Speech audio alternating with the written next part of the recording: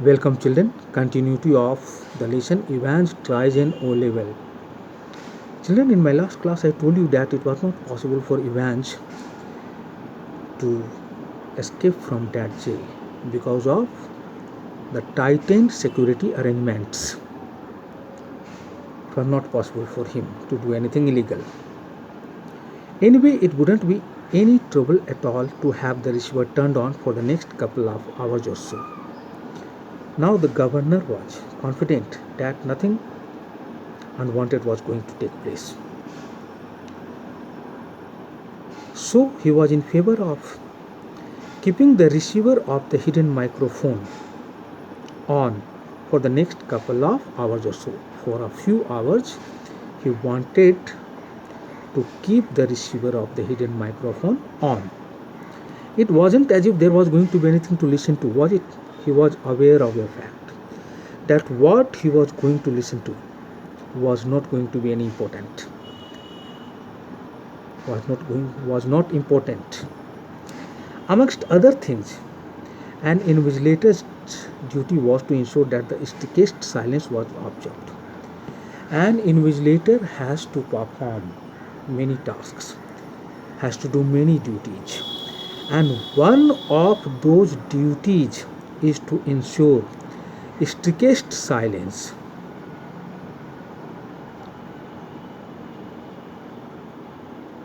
But still that little nagging doubt, so many words.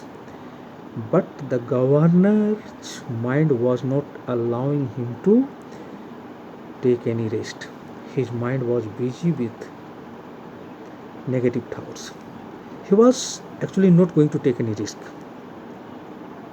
He knew Evans the prisoner's nature. So there was a small, nagging, irritating doubt inside his brain. Whose brain? Governor's brain. Might Evans try to take advantage of McLary? He thought. Perhaps it was possible for Evans to take advantage of McLary. Evans was a criminal. McLary was an invigilator, and McLary, the invigilator, was sitting before a criminal. And McLary was alone there. If Evans decided to attack him, who was going to help him? Get him to smuggle in a chisel or two or a rope ladder? It was possible for Evans to manage to get a chisel or two or a rope ladder inside his cell with the help of McLary. Chisel in Hindi it is called chheni, a tool with a tool with a long blade for shaping a stone or wood. A tool with a long blade for shaping a stone or wood. Might Evans try to take advantage of McLary, get him to smuggle in to bring something somewhere secretly, a chisel or two or a rope ladder. Chisels or rope ladder, all these things were going to help Evans to escape from that jail. He could have got this work done with the help of McLary. He could have forced him to do this type of work.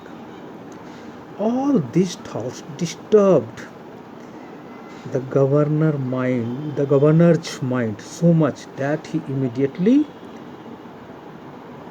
reached for his phone. The governor sat up sharply. No, he did not reach for his phone. He first sat up sharply, suddenly and quickly. He became alert, in other words. It was all very well getting rid of any potential weapon that Evans could have used. But what about McLary? It was possible for the governor to remove all kinds of potential possible weapons that Evans could have used. Evans could have used any kind of possible weapon to escape from that jail. But perhaps all potential weapons had been removed from him. But what about McLeary? He was not sure whether someone had frisked McLeary the invigilator or not. What if, quite unwittingly, note the word unwittingly, it means unintentionally, the innocent McLeary had brought in something himself? Perhaps it was possible for McLeary the invigilator to bring with him something dangerous, something objectionable. Perhaps he has brought something objectionable unwittingly, unknowingly, unintentionally. A jackknife, a large knife with a folding blade, a large knife with a folding blade. Perhaps unintentionally he had brought with him a jackknife, and Evans was such a cunning person. He could have used that jackknife to hold him hostage. With such a weapon, to hold someone hostage means to use a gun or a knife to force somebody to do something wrong. To do something wrong. So the governor thought that it was possible for Evans the prisoner to hold McLeary the invigilator hostage and force him to do something wrong. All these doubts disturbed his mind so much that he immediately reached for his phone. The governor reached for the phone. It was 9:12 a.m. The time was 9:12 a.m. morning, 12 past 9. The examinee and the invigilator had already been introduced by Stephens when Jackson came back. The examinee, who was the examinee? Evans. Mr. Stephens had already introduced McLeary the invigilator to Evans the prisoner. That was the time when Mr. Jackson arrived there, came back, returned, and shouted to McLeary through the cell door. Mr. Jackson used the cell door to shout through.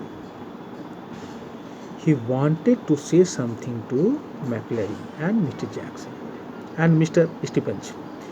Can you come outside a minute, sir? He requested McLeary the invigilator to come outside that cell for some time. You too, Stephens. He wanted Mr. Stephens also to come out of Evans the prisoner's cell. Jackson quickly explained the governor's worries. When they were outside the cell, Jackson told them about the worries which the governor had. And McLeary patiently held out his arms at shoulder level whilst WHILST, when, WHEN, when, it means when or while. Jackson lightly frisked his clothes. Now, McLeary seemed to be a wise man. He was immediately ready to be frisked by Mr. Jackson. He held out his arms like this at shoulder level. When Jackson got busy with his task of frisking his clothes. Something hard here, sir. Something hard here. Jackson, when he was frisking, found something hard. He asked McLeary about that something hard. My reading glasses, replied McLeary. McLeary answered that that something hard which he had found. What was the answer he gave? My reading glasses, replied McLeary, looking down at the spectacle case. That time he was looking at the spectacle case.